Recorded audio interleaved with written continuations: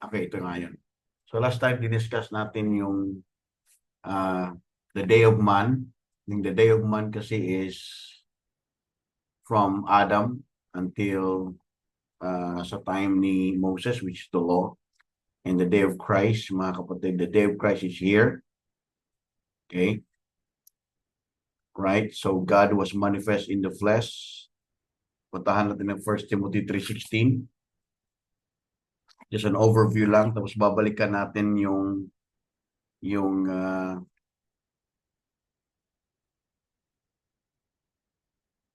the non-biblical. Kasi diniscuss natin last time is the 70 AD event is a non-biblical event.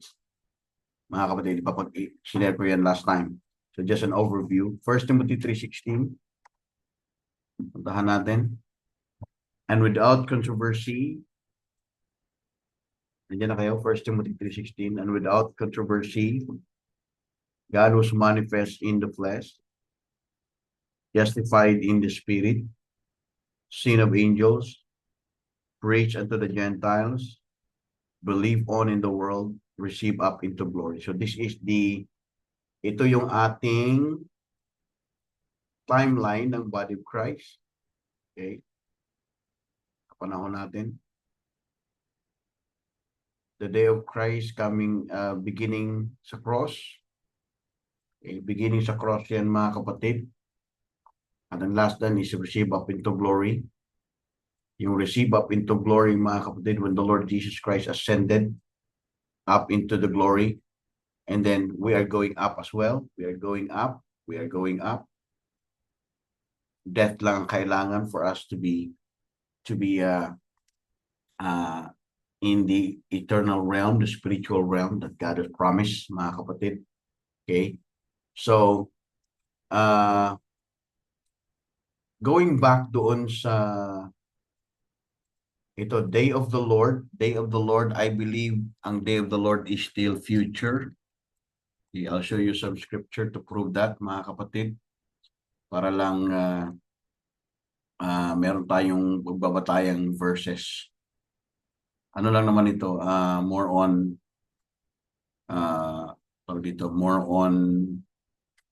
review lang natin muna kasi para lang makita natin yung difference, no? Right? So, Day of the Lord, buksan natin ng mga verses, mga kapatid. Check on that.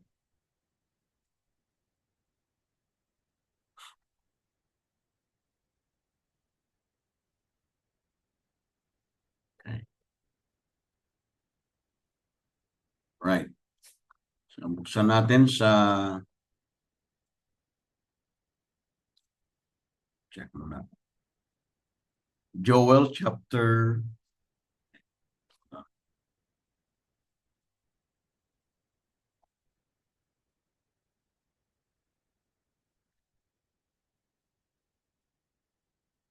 Joel chapter 2.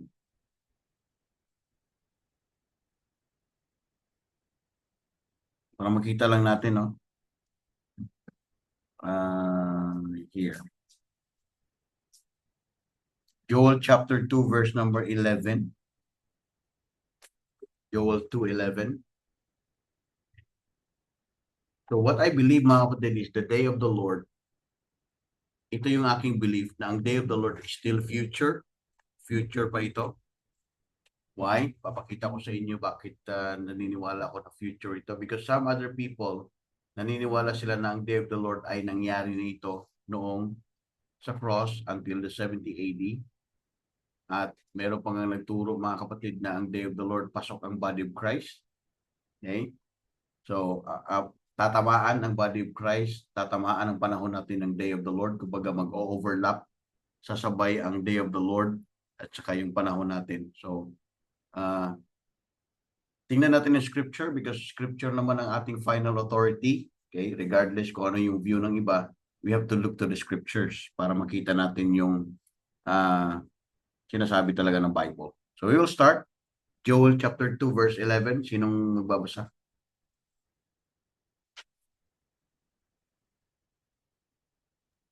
Joel chapter 2 verse 11. And the Lord shall utter his voice before his army, for his camp is very great, for he is strong that executed his word. For the day of the Lord is great and very terrible, and who can abide it? Okay. So, if for example, mga kapatid, let me show another board dito. Because some people say that the day of the Lord happened in 70 AD. So, kung nangyari po yan ng 70 AD, sorry. Kung nangyari yung day of the Lord in the 70 AD, okay, alam niyo na po yung nangyari sa 70 AD, sulat mo na ako ng panibagong board para. Okay. So, for example, maglagay tayo ng cross dito. Okay. Lagay tayo ng 70 AD. Just for the sake of ano na lang, for the sake of timeline. Lagay tayo dito na.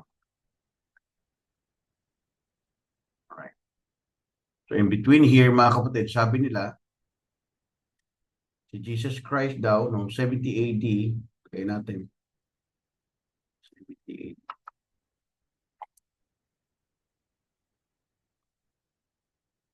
Noong 70 AD daw, nangyari ang Day of the Lord.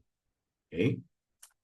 So according to Joel chapter 2, verse number 11, and the Lord shall utter his voice before his army, for his camp is very great, for he is strong that executed his word, for the day of the Lord is great and very terrible, who can abide it?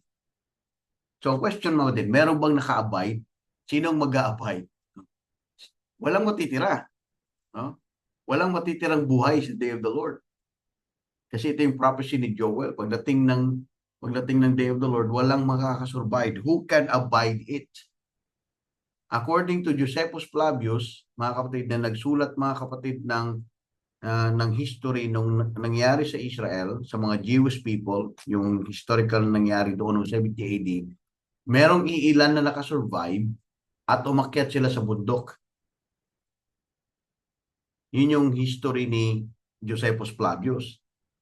Na noong 70 AD, nung nagkaroon ng Jerusalem siege, inatake ng mga Romans ang Jerusalem, may mga iilan na nakasurvive doon sa umakyat sila sa bundok, nagstay sila ng 3.5 years. So, mga kapatid, kung ang Day of the Lord ay nangyari sa 70 AD, meaning, mamumblema tayo sa sinabi ng Bible na sino ang maka-abide. Wala. Pulverized talaga eh. No? Pulverized talaga. Desolation. Kaya ang term na ginamit is desolation. Tingnan nyo sa Matthew 24.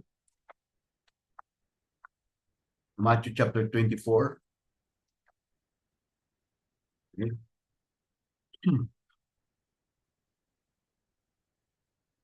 Matthew 24 verse number. So ito yung pinagbabatayan nila na nangyari mga kapatid noong 70 AD. Okay, you will notice that there are 3 kinds of questions na nandito. Let's begin verse number 1, Matthew 24:1. And Jesus went out and departed from the temple. Okay, nandiyan na ba kayo? Matthew 24:1. Nandiyan na, okay? And Jesus went out and departed from the temple, and his disciples came to him for to show him the buildings of the temple. So take note ninyo mabuti, may pinakita si Jesus Christ ng buildings ng temple. Meaning structure ng temple. Verse 2. Jesus said unto them, see ye not all these things? Hindi nyo ba nakita ang lahat ng bagay na ito? Katotohanang sasabihin ko sa inyo, sinasabi ko sa inyo, there shall not be left here one stone upon another that shall not be thrown down. Okay? Wala daw matitira, durog na durog daw. Wala man lang kahit isang bato na hindi maihahagis. Okay? In verse number 3, and as he sat upon the Mount of Olives, the disciples came unto him privately, saying, tell us, when shall these things be? So yung sinasabi niyang when shall these things be, ito yung tinutukoy niya na walang matitira na kahit isang bato na ihahagis. Kasi he is showing buildings of the temple. Okay? So the second question is, what shall be the sign of thy coming? Okay, obviously, mga kapatid, hindi ito nangyari during their time.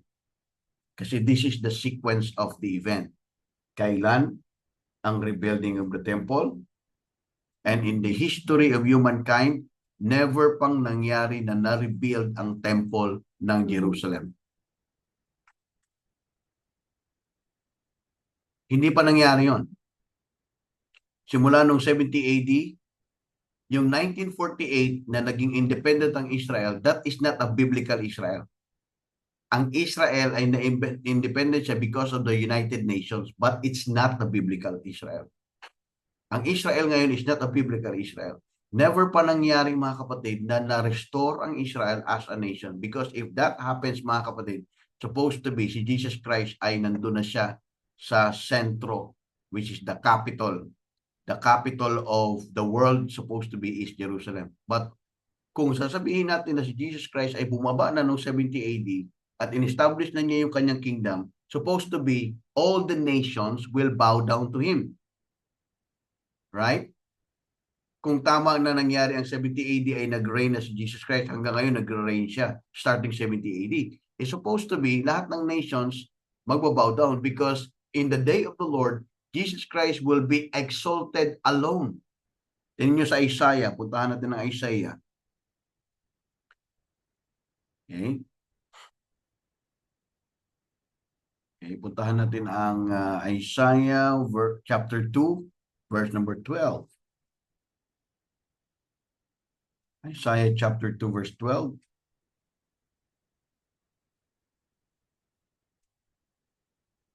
Kapatid, sino nakita?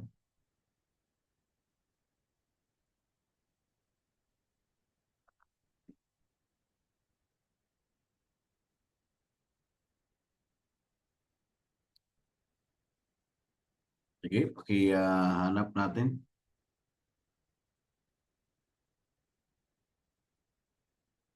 Ano sinabi ko? Isaiah chapter 2, verse number 12. For the day of the Lord of hosts shall be upon everyone that is proud and lofty, and upon everyone that is lifted up, and he shall be brought low. Tuloy ba hanggang verse number, sige, tuloy natin bro, hanggang verse number 22 para makuha natin yung context. And upon all the cedars of Lebanon that are high and lifted up, and upon all the oaks of Bashan, and upon all the high mountains, and upon all the hills that are lifted up, and upon every high tower, and upon every fenced wall, and upon all the ships of the Tarshish, and upon all pleasant pictures, and the loftiness of man shall be bowed down, and the haughtiness of man shall be made low, and the Lord alone shall be exalted in that day. And the idols he that utterly abolished, and they shall go unto the holes of the rocks and unto the caves of the earth for fear of the Lord, and for the glory of his majesty, when he ariseth to shake terribly the earth. In that day a man shall cast his idols of silver and his idols of gold, which they made each one for himself to worship, to the moles and to the bats, to go unto the cliffs of the rocks, and into the tops of the ridging rocks, for fear of the Lord and for the glory of his majesty. When he ariseth to shake terribly the earth, cease ye from man, whose breath is in his nostrils, for wherein is he to be accounted of? Okay. So, when did this happen? Na lahat ng mga nations, high and hills, mga kapatid, sila, pumunta sila nung nagsalita si Jesus Christ by the glory of His majesty, nagbow down lahat. When did this happen? Hindi nangyari yon. Kaya when you say 70 AD is the kick-off or the starting point that Jesus Christ is already reigning, and that is the day of the Lord, babangga siya sa Isaiah. Because the day of the Lord is Jesus, ang loftiness of man. Imagine mga kapatid, halos lahat, di ba? Na ngayon nangyayari lang recently, inaatake yung Israel. Halos lahat ng mundo gustong durugin ng Israel. Di ba? So, if Jesus Christ is already reigning from the start in 70 AD hanggang ngayon, dapat lahat ng mga nations nagbabow down na doon sa Jerusalem. Kasi this is what the Isaiah described, na ang lahat ng loftiness of man will bow down, and the Lord Jesus Christ alone shall be exalted in that day. So in the history of humankind, kailan nangyari na in-exalt ng tao si Jesus Christ? Never na nangyari. On the other way around, ni-reject pa siya eh. Ni-reject pa siya ng tao. Okay?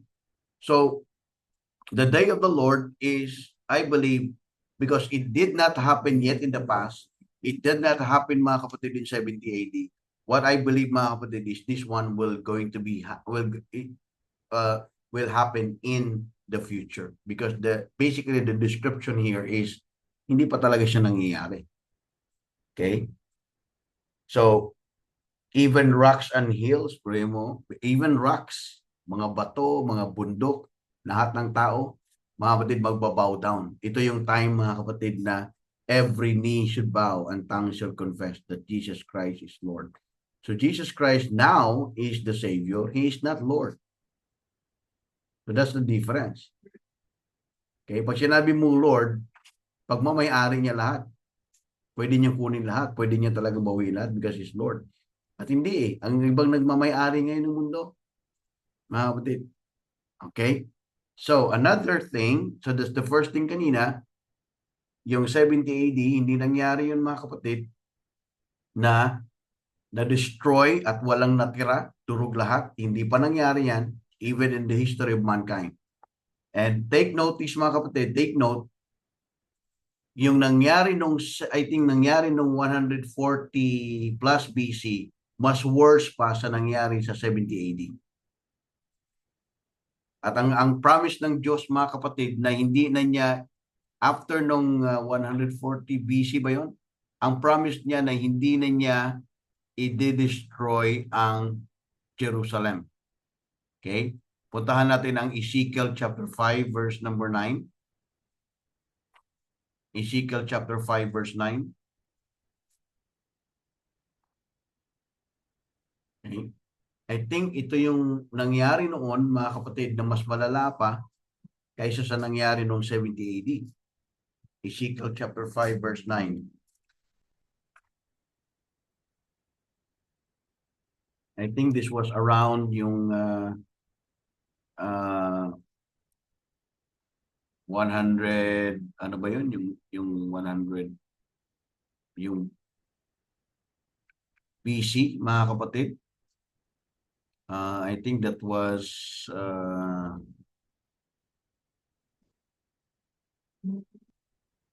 nakalimutan ko na yung date, but that was around yung BC. Hindi siya AD, but BC, mga kapatid.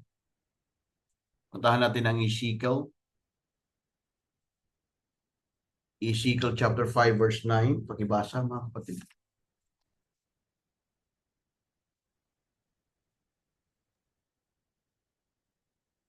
Ezekiel chapter 5 verse 9, and I will do in thee that which I have not done, and whereunto I will not do any more the like because of all thine abomination. So, thank you, bro. So, ito yung nangyari sa kanila during the time ni Nebuchadnezzar, mga kapatid, na sinabi ng Panginoon, okay, hindi ko na gagawin yan sa inyo sa susunod. Na katulad ng ginawa ko, katulad ng nangyari. Okay? So, hindi na, God will not allow it because kung titingnan mo yung history, that was the worst thing that happened sa Jerusalem. At ang sabi ng Diyos, hindi na siya mag-judge na katulad nun, mga kapatid. Yan ang promise sa kanila ng Diyos. Okay? So, makita natin ang 70 AD, is not the worst thing that happened to Jerusalem as history is concerned. As far as history is concerned, hindi siya ang pinaka-worst na nangyari sa Jerusalem. Because kung titingnan mo, kung yun ang pinaka-worst na nangyari sa Jerusalem, dapat durog na durog yun eh. Kasi yun yung prophesy ni Daniel na desolation. Puntahan natin ng Matthew 24. Matthew 24, mga kapatid. Verse number 15.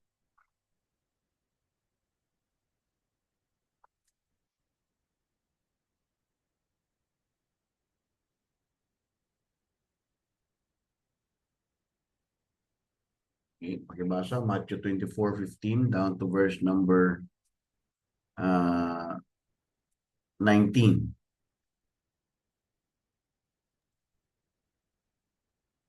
Verse 15, no? Mhm. When ye Ma- therefore, Matthew chapter 24, verse 15 Mhm. and 19. When you therefore shall see the abomination and desolation spoken of by Daniel the prophet stand in the holy place, whoso readeth, let him understand. Then let them which be in Judea flee into the mountains. Let him which is in the house stop, not come down to take anything out of his house, neither let him which is in the field return back to take his clothes. And woe unto them that are with child, and to them that give suck in those days. Mhm. Okay, thank you, bro. So makita natin yung nangyaring desolation, abomination of the desolation spoken by Daniel the prophet, stand in the holy place, whoso readeth, let him understand. So itong desolation ni Daniel na na-prophesy, hindi ito yung katulad nung nangyari sa Babylon. Hindi ito nangyari noon sa destruction na nangyari sa kanila sa Babylonian siege, diba? Babylonian destruction. Kasi may nag-flee pa eh. According to Josephus Flavius, may mga nag-flee pa sa mountains. Nung nabasa nila ang Matthew 24, nag-flee sila into the mountains. So may natira pa. So ibig sabihin mga kapatid, ang day of the Lord, hindi nangyari ito sa 70 AD. Kasi 70 AD talagang walang makastand. Balikan natin ng Joel. Okay. Isaiah muna tayo. Isaiah 13 verse number 9. So isa pang take note natin, tandaan natin ang 70 AD is, ang gospel dyan is gospel of Christ. Meaning, hindi siya prophetic o hindi siya part ng Israel. Kasi 70 AD na yun, Brother John Mar eh. So ibig sabihin, at the time ng 70 AD, pasok na yung grace nun. Pasok na yung death, burial, and resurrection of preaching. Kaya nga, after 70 AD, may nag-preach ng gospel, yung mga Albigenses, lahat na yun, yung mga Paulicians, may mga na-save kasi hindi yun prophetic ang approach nun, kundi gospel of Christ. So, pero tingnan nyo mga batid, sa Isaiah 13 verse number 9.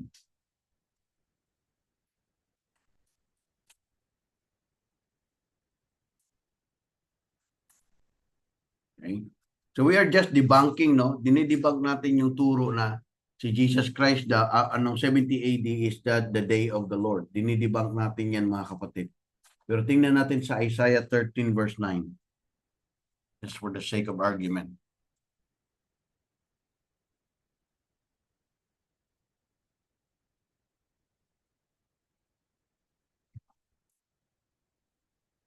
Ibasa ulit, Brother Jumar, please.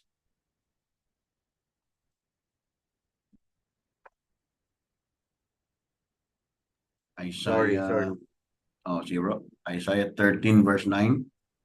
13 verse 9. Behold, the day of the Lord cometh, cruel both with wrath and fierce anger, to lay the land desolate, and he shall destroy the sinners thereof out of it. Okay, so thank you, Brad. Mapapansin ninyo mga kapatid, ang day of the Lord, ang sabi nila, ang 70, okay, ang 70 AD ay pasok siya sa message ng will ng Diyos, right? 70 AD, ang preaching dito is God wants to be saved and come to the knowledge of the truth. Kasi ito yung basically na-revealed ang mystery na kumpleto na ni Apostle Pablo yung kanyang writings. Sa Isaiah 13 verse 9, ide-destroy ng Diyos ang sinners. Samantalang dito mga kapatid, God has reconciled Himself to sinners. Make sense mga kapatid? So how can He destroy the sinners at the same time saving them?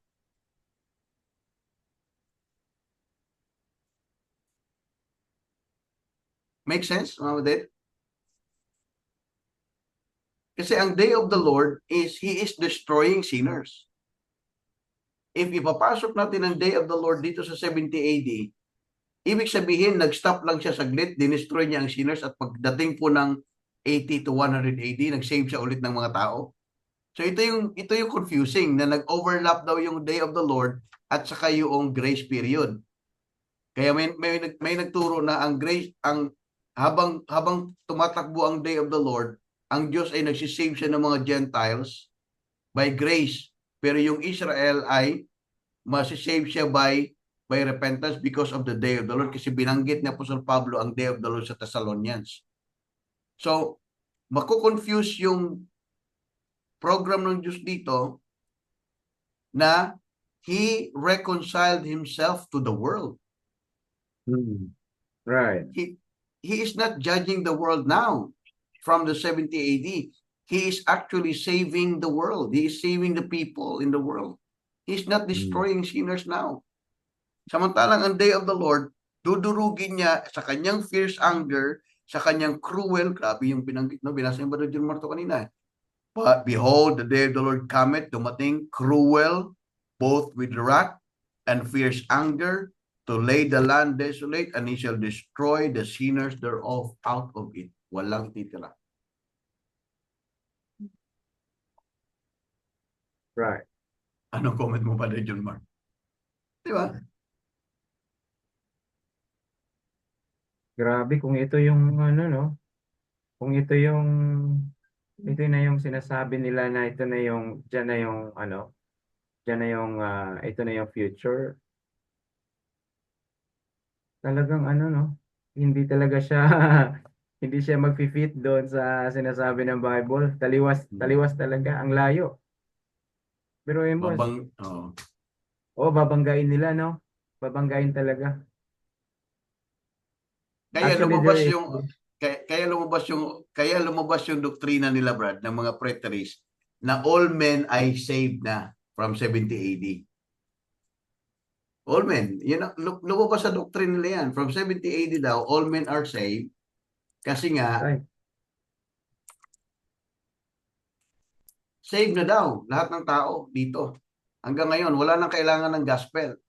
Kasi wala na daw covenant, patay na yung, nag-close na yung covenant, at ngayon, nag-offer na ang Diyos ng kaligtasan.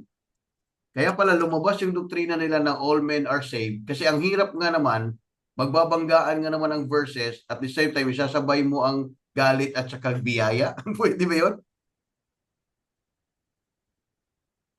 hirap, no?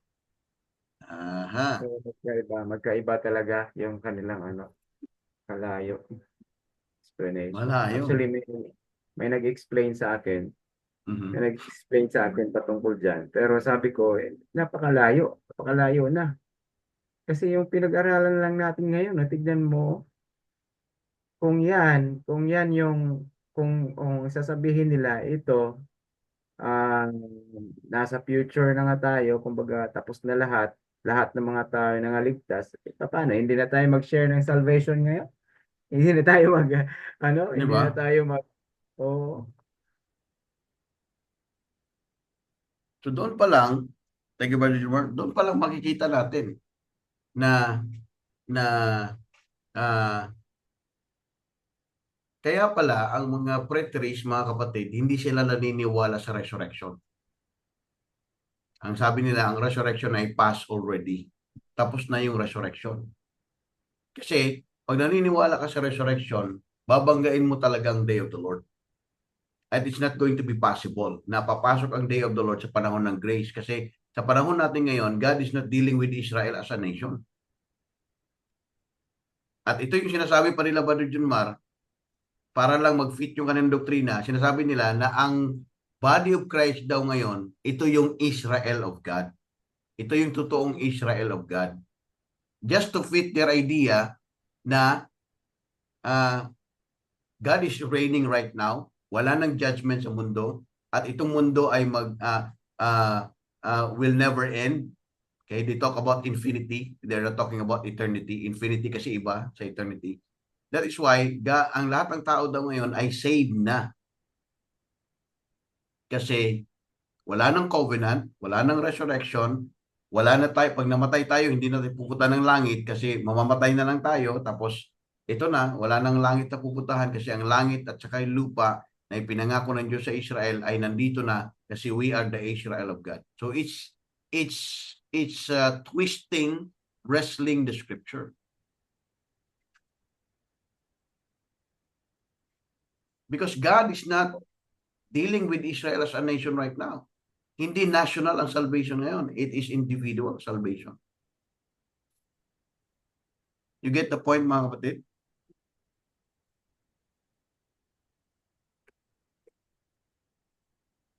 And God will never destroy Jerusalem again.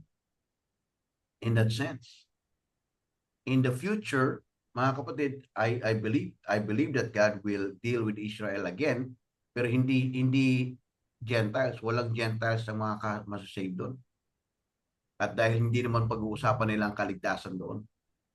Ang pag-uusapan nila yung promise ng Diyos sa kanila that God will reign with them.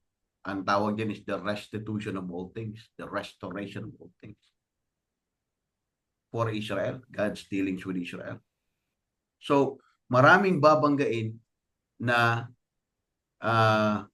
verses sa Bible kung ipipilit natin na ang day of the Lord ay nangyari, mga kapatid, noong 70 AD. Okay? Nakuha niyo, mga kapatid? Next, some few more verses. Lamentation chapter 2, verse 22. Lamentation chapter 2, verse 22.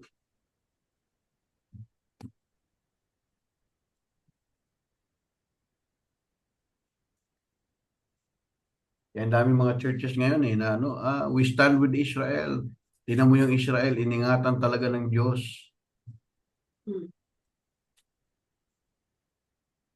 Grabe Israel yung today mga... is not Israel like Yes, the Bible, yung sinasabi ng Bible is different. exactly. Oh. Hindi yan yung Israel ngayon. Hmm. Ay, hindi yan yung Israel na Bible ng Israel ngayon. Lamentation 2:22. Thou hast called us in a solemn day, my terrors round about, so that in the day of the Lord's anger none escape nor remain. Those that I have swaddled and brought up hath mine enemy consumed. Consume. Thank you, bro. Walang maka-escape, walang mananatili kasi consume lahat. Imagine, kung nangyari na ngayon. Kung nangyari yan noong 70 AD, walang maliligtas na Gentiles in our time. Walang mag-enjoy na Gentiles sa salvation by grace kasi you have to endure unto the end for you to be saved. Kasi yun yung structure ng Matthew 24. May false prophet na darating, and then he that endureth unto the end, the same shall be saved. Okay? So, yung mga nakasurvive daw, yung mga na-save daw, nakasurvive, nag-spread out na ng gospel yun, tapos nag-enjoy na daw nila ngayon yung new heaven and new earth, nandito na lahat, wala nang resurrection, mga kapatid. Okay? Kaya sabi ni Paul, if only in this life we have hope in Christ, we are of all men most miserable. Kasi kung tatanggalin mo ang resurrection ng hope ng believers, tinatanggal natin yung hope natin. See? Yeah. Bakit tama nga naman yung punto ni Brother John kanina? Bakit pa tayo magpipreach kung ito na pala, nandito na pala si Jesus Christ? What's the sense, mga kapatid? Alam natin kung gaano karampan yung kasalanan ngayon. Papayag ba kayo, mga kapatid, yung mga LGBTQ na yan, na mga anti-God, ay automatically save sila?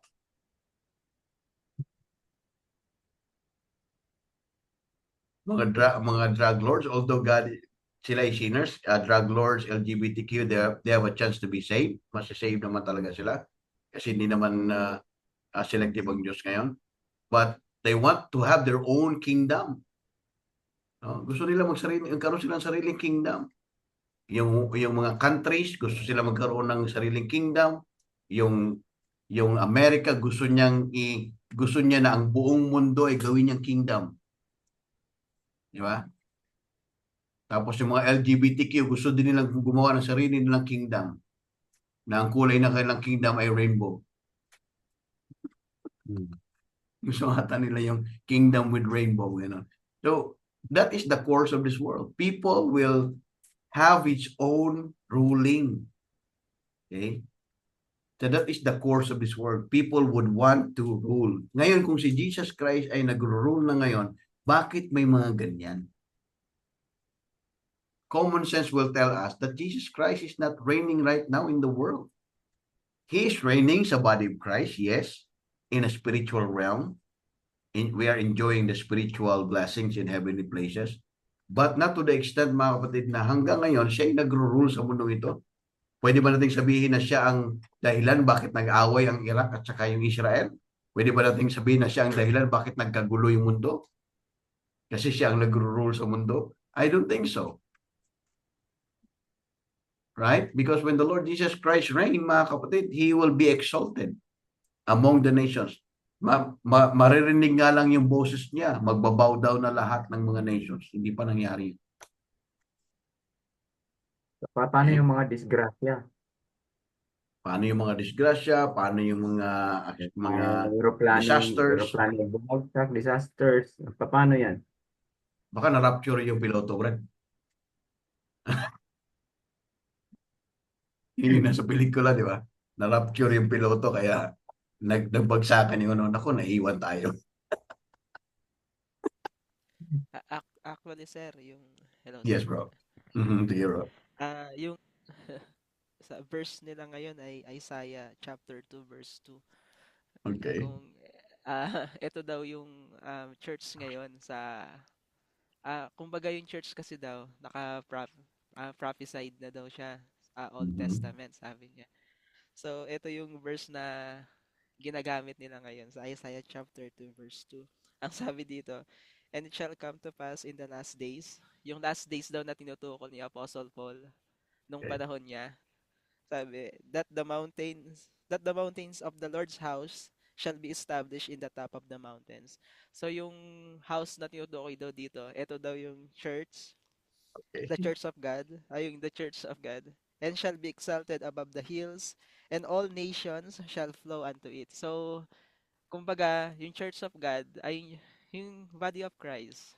Kumbaga, exalted na siya, tapos lahat daw ng mga nations, ayan, nagpa-flow na daw doon. Tapos, ang isa pa sa mga verses na ginagamit nila, bakit daw naka-prophesy daw yung body of Christ, yung sa Isaiah 11 naman daw. Isaiah 11, chapter 6. Isaiah 11, chapter 6. Ang sabi dito, Pupuntahan natin mamaya, Brother Chilito, yung Isaiah mamaya, no?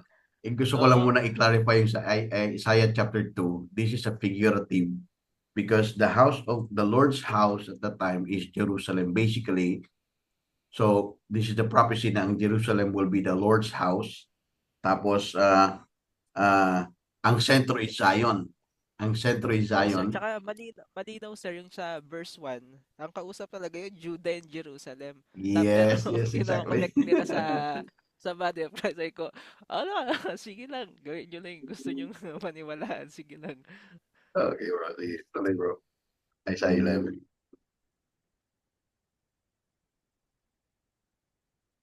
Isaiah 11, no? Isaiah 11 daw po. Ito daw po yung sa verse 6 naman. Ang sabi, the wolf also shall dwell. Nangyari na daw po ito. The wolf also shall dwell with the lamb, and the leopard shall lie down with the kid, and the calf and the young lion, and the fatling together, and a little child shall lead them. Verse 7, and the cow and the bear shall feed their young ones shall lie down together, and the lion shall eat straw like ox. Tapos, Zero. Verse 8, and the suckling child shall play on the hole of the ass, and the weaned child shall put his hand on the cockatrice den. Ang nangyari na daw po ito, kumbaga, hindi daw po ito physical na pangyayari na yung mga hayop na mababangis ay magdedwell sa mga maamo. Ang mga mababangis na daw na hayop na yan, sir, mga Gentiles yan. Just yung mga maaamo, yung mga Jews na pinakita daw kay Peter. Yung Mm. sa sa Acts 10, yung may bumabang shit daw na iba't ibang prophesy daw yung mga Gentiles yung mga tinutukoy na to na nagsama daw talaga. Yan Ah, yung, naniniwala sila sa turo ng saksi ni Jehovah. Kasi ito yung turo ng saksi ni Jehovah eh. Na lahat magbabow down, pati Gentiles sa sa believers of God daw. Well, basically this is, if you're going to study the historical context and the concept of it, mga kapatid, malayo ito sa body of Christ. Kasi ang body of Christ, we are not going to reign the nations. Hindi tayo mag-reign sa nations eh. We are going to reign doon sa reign with Christ. Sabi niya, seated with Christ. Reign with Christ. We are going to reign with the nations para i-rule over ang nations.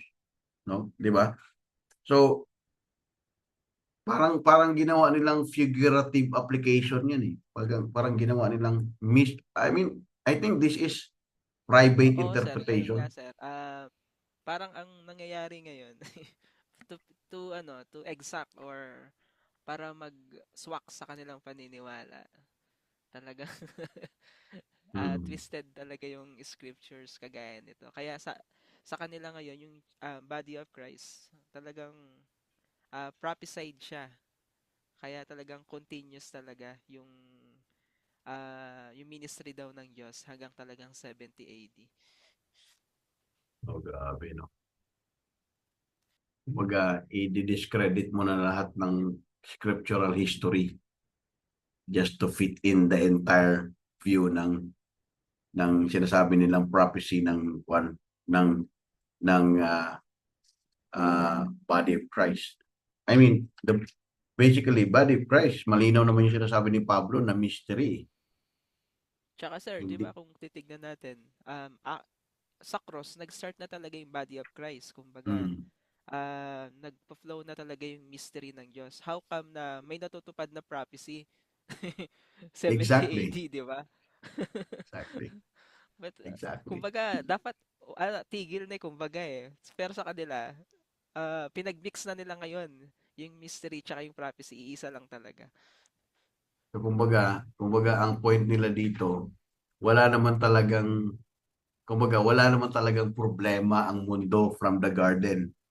Kumbaga, it's all plain working ng Diyos. Kumbaga, He's just playing around with the world just to execute His plan.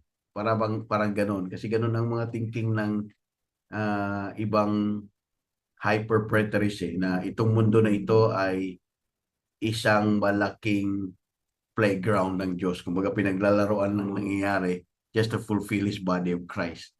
Which is, grabe yun. Malupit yung ganyang klaseng doktrina. Kumbaga, ah, ah, meron nga akong kilala na narinig na pastor noon na ah, darating ang araw na si Satan masisave. Mag-reconcile daw si Satan ulit at ang Diyos at masisave siya. Tapos may another na naman, gagawa na naman ng panibagong langit at lupa. Tapos lalaroin na naman ng Diyos sa kasalanan, lalaroin na naman ng Diyos ang mga pangyayari sa mundo. Kumbaga another chapter. Kumbaga, ano ba klaseng thinking yan? I mean, that is not the God of the Bible. Ang will ng Diyos in the past is to men be saved. Ako naniniwala ko originally, ang will talaga ng Diyos na bigyan ng eternal life ang tao. Diba? Yun nga lang, pumasok yung kasalanan eh. Okay? And the body of Christ is Actually, ang body of Christ is a simply body, a group of believers, mga kapatid. Pero pagdating sa mind of God, sa counsel ng Diyos, mga kapatid, wala siyang original plan na, oh, this is the only body of Christ, this is the only members, this is the specific people.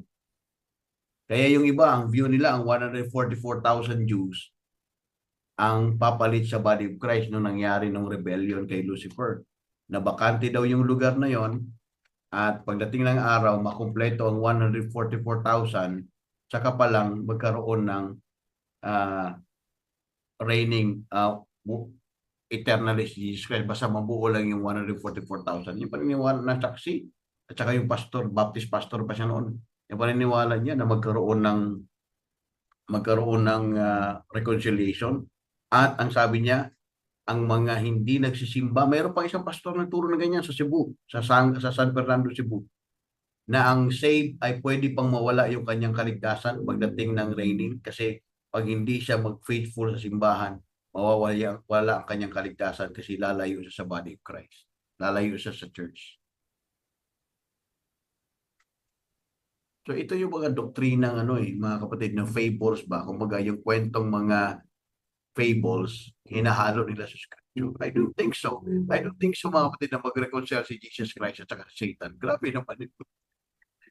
Isang araw mag-reconcile. Kumbaga nag-uusap sila lang, dalawa nag-uusap pala. At niloloko lang yung mga tao, parang ganon. Grabe naman yun. Second Grabe, death ano? yung kay Satan, di ba, sir? Talagang tatapon sila eh. Oo. The false prophet and tatapon talaga sa lake of fire eh. Natapon sila sa lake of fire kasi yung hell na yon prepared for the devil and his angels. Mga false prophets, false teachers, yun yung time na idudurugin sila ng Diyos, ikakas talaga ng Diyos sa kanila. Walang tao dun eh. Pero sir, yung question ko Walang sir, kung second deaths, so ibig sabihin mamamatay mawawala sila, no? Hindi sila forever nandun sa lake of fire. oh, physical, actually ano pa rin yun eh. Hindi siya eternal eh. Hindi katulad ng apoy doon sa Sodom and Gomorrah, na ang term na ginamit is eternal fire. Hindi siya yung Pero eternal eh. Oo. Kumbaga as long na may hinahagis doon, tuloy-tuloy. Katulad din sa Luke 16. Katulad din sa yung sa Gehenna, di ba? Where the worm dieth not, the fire is not quenched. So meron na siyang timeline, hindi siya talaga yung eternal. Kasi ang description ng Diyos sa day of the Lord, yung loftiness of man, that is religion eh. That is false prophets eh. That is false teachers. Yun yung loftiness of man, trying to hide the truth. Mga workers of iniquities, ang sinabi ni Paul.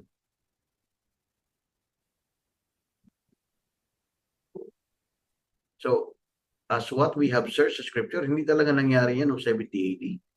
Kasi for the preterists, nangyari lahat yan noong 70 AD. Kaya after 70 AD, body of Christ na ngayon, last days na tayo, ito na yung body of Christ, ito na yung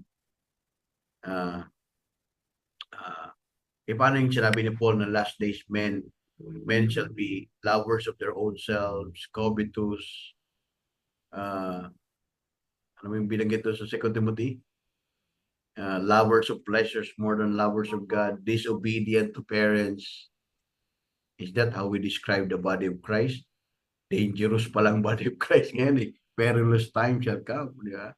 Kung yan ang ating paniniwalaan na view. Marami talaga silang babanggit na verses talaga sa Bible. Kaya sir, pati yung resurrection nila parang physical eh. Yung like nung sinabi mo yung kay Josephus, yung nag-gather yung mga natira sa mountain, yun na daw yung resurrection nila. Kasi gathering ng mga saints. Grabe, no? Kaya kaya talagang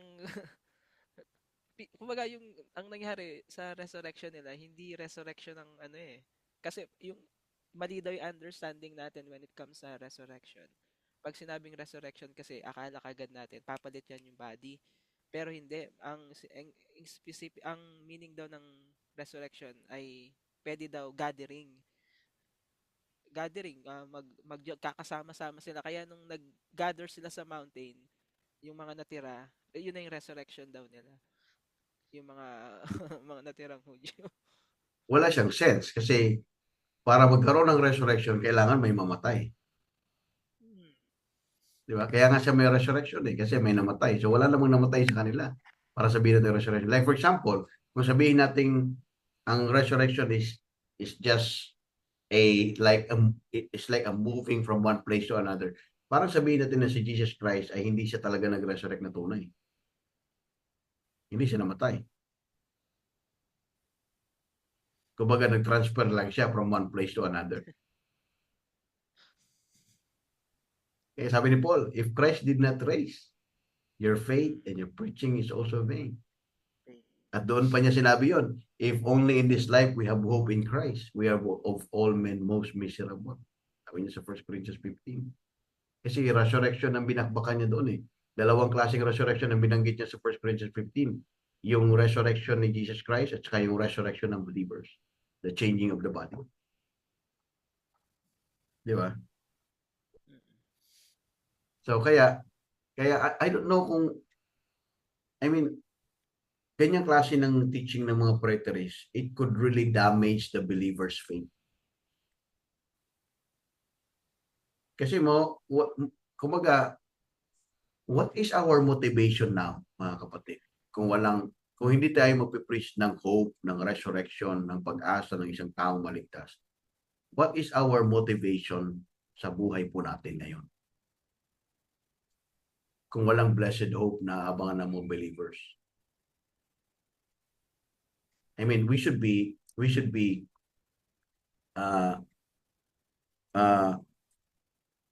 kaya sabi ni Paul, kung ang buhay natin dito is nandito yung hope natin, miserable talaga tayo.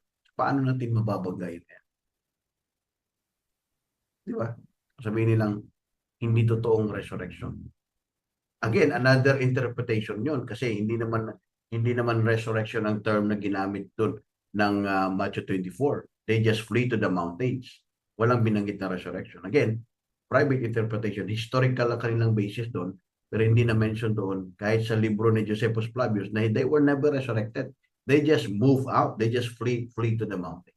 But they were never resurrected because they were never dead. Died. They never died doon, mga kapatid.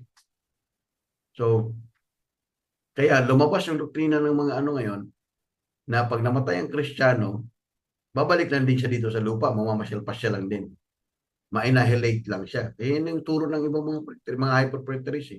Dito lang talaga tayo. Pag namatay tayo, mag-annihilate lang tayo, mamamasyal lang tayo dito, palakad-lakad na ganyan. Mga myth yan ng Babylonian doctrines.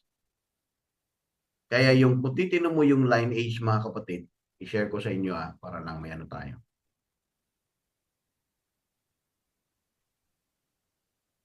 Meron kasing scripture na kumakalat during sa time ni Apostle Pablo, another gospel, another Jesus, another scriptures, another written scriptures. So I think ito yung problema ng maraming mga preterists. Hindi nila nakita na yung time na yon ay may mga kumakalat ng another writings, another scriptures. No? Okay? Kuro lagyan lang natin ang line konti dito.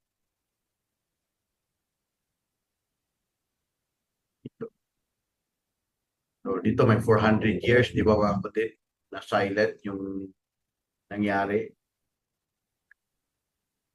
All throughout hanggang sa time ni Apostol Pablo, mayroong mga magkasabwat ang tatlo.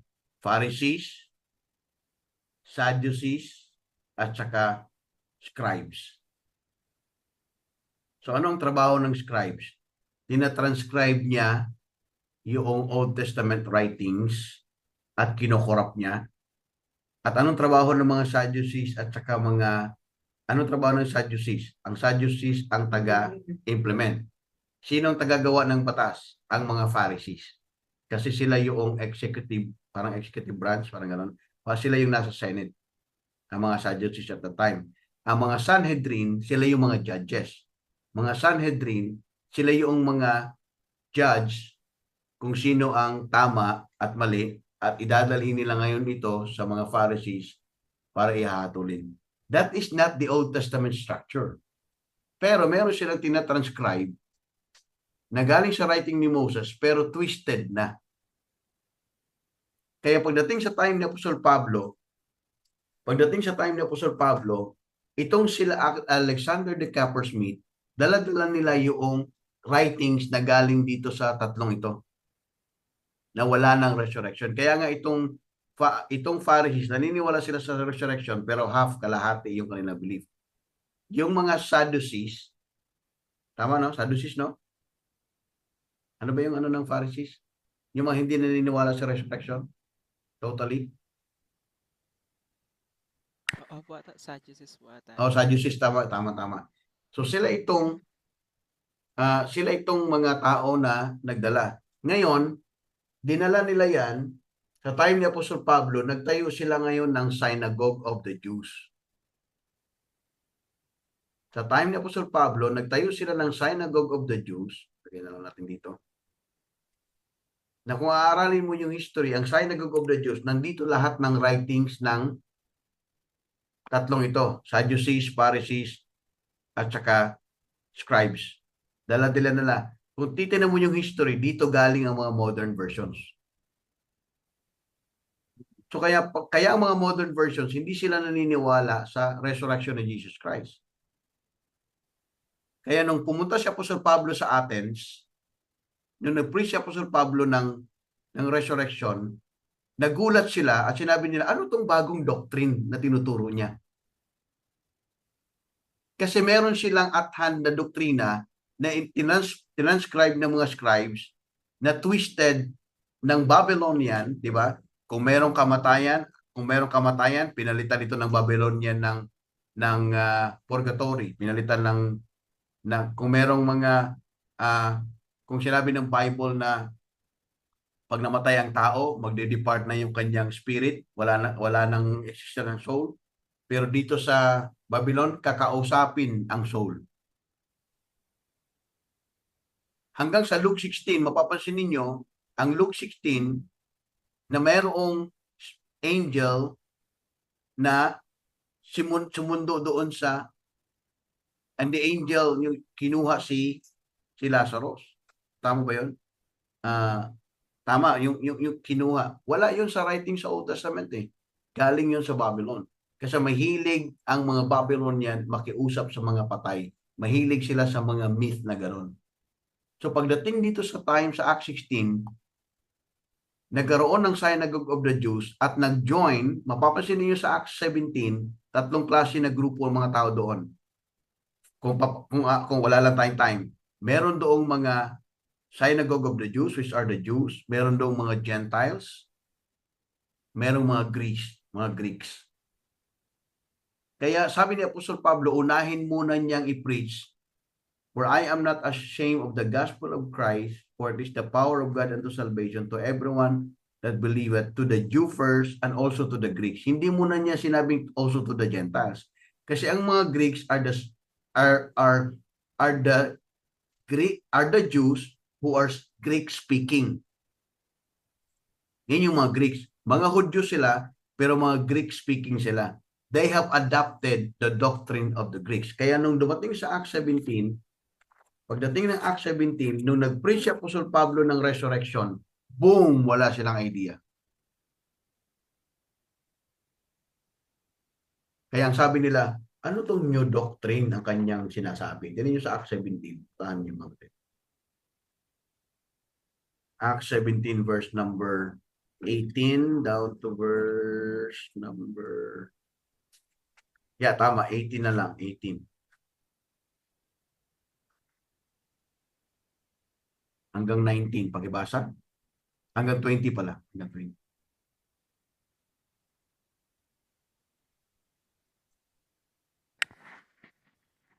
Acts 17, 18 to 20. Acts 17, verse 18, bro.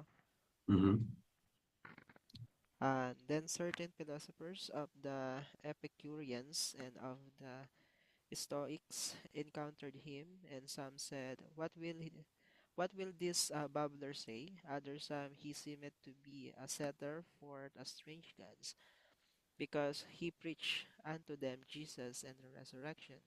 And they took him and brought him unto Areopagus, saying, May we know what this new doctrine whereof thou speakest is? For thou bringest strange things to our ears. We would know therefore what these things mean. Okay? So napapansin ninyo, may group na na-add, yung mga congressmen, mga Solon, ito yung mga Areopagos. Sila yung mga tribunal. Sila yung mga sovereign tribunal at the time na hawak-hawak nila yung writings ng mga scribes.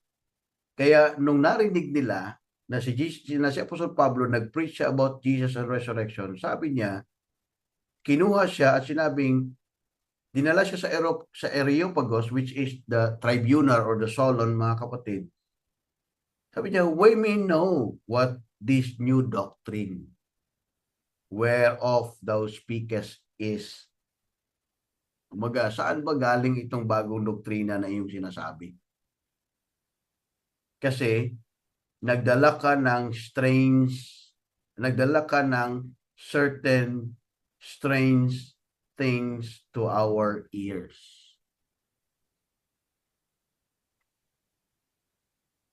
So, from there, from the scribes and Pharisees and Sadducees, nagkaroon ng religious doctrine at nadagdag itong mga Areopagos because ang mga Grecians, mahilig sila sa ganitong setup, kaya kumalat ito under. Ito yung crept in. May mga nag-crept in, mga kapatid. Puntahan natin. Timothy.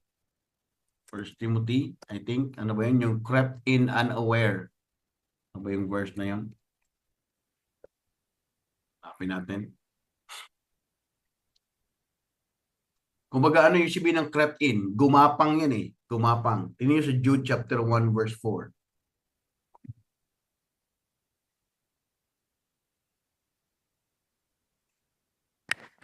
Jude 1:4. Jude 1:4, For there are certain men crept in unawares, who were before of old ordained to this condemnation, ungodly men turning the grace of our God into lasciviousness, and denying the only Lord God and our Lord Jesus Christ. So merong nag-crept in, gumapang. 2 Timothy 3:6. 2 Timothy 3 verse 6.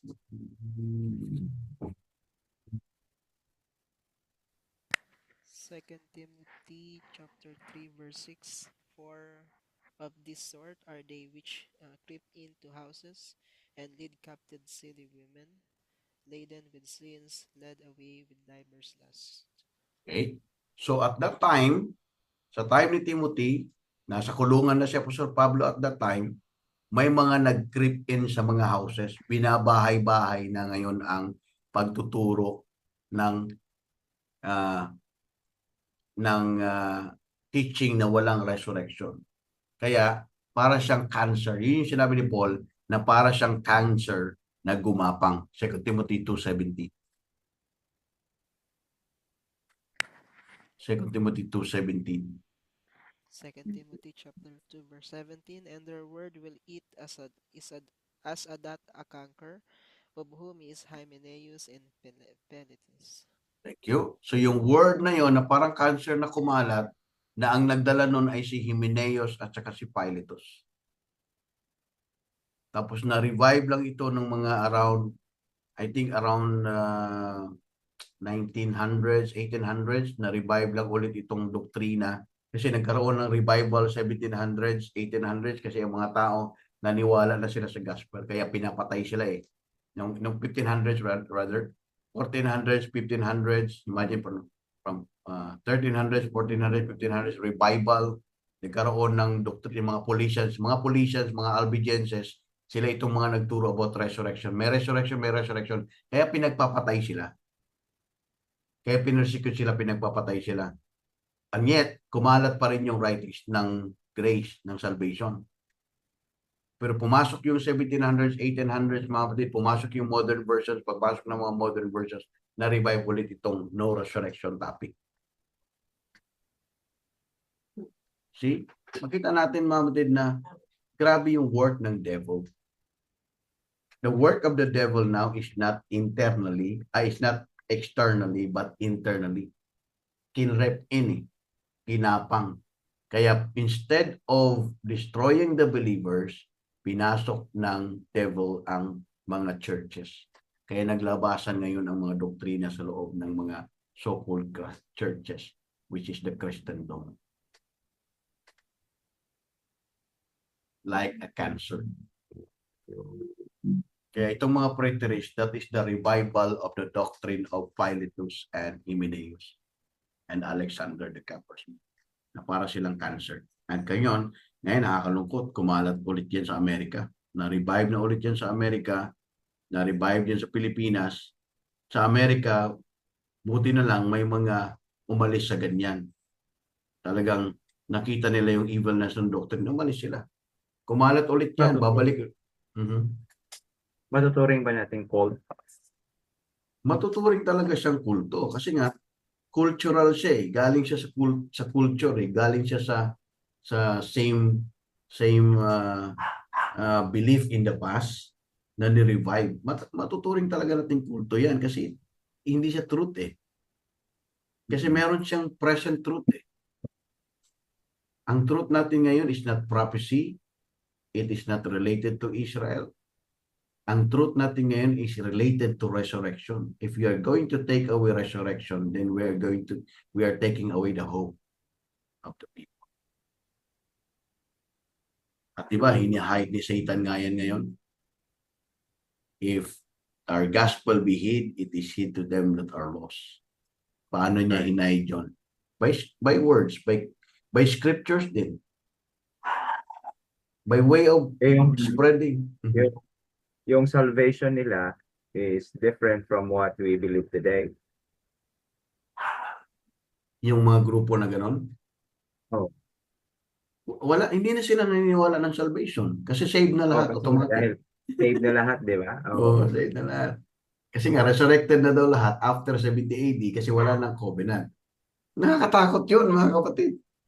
Nakakatakot yun. Grabe. Ibig sabihin, yung mga kulto ngayon, yung mga nagtuturo na si Jesus Christ ay tao lang, nagtuturo na ng hell, nagtuturo ng, ibig sabihin, automatically save sila. Nakakatakot yun, to be honest. Very dangerous doctrine to believe to. Kaya, mapapansin ninyo, yung mga grupo na ganyan, observe nyo, research niyo, wala silang matinong grupo. Wala silang matinong grupo. Wala silang group. Kasi nga, what's the sense of gathering? Na tayo nag-gather naman, body of Christ naman tayo. I mean, kailangan natin ng gathering katulad nito. Katulad kahit Zoom lang, ang laking bagay nito sa mga believers. Laking bagay nito sa atin. Encouragement. Kasi nga, ang bigat ng mundo ngayon, mga kapatid, to be honest. Ang bigat talaga. Kahit, I mean, grabe ang mundo ngayon.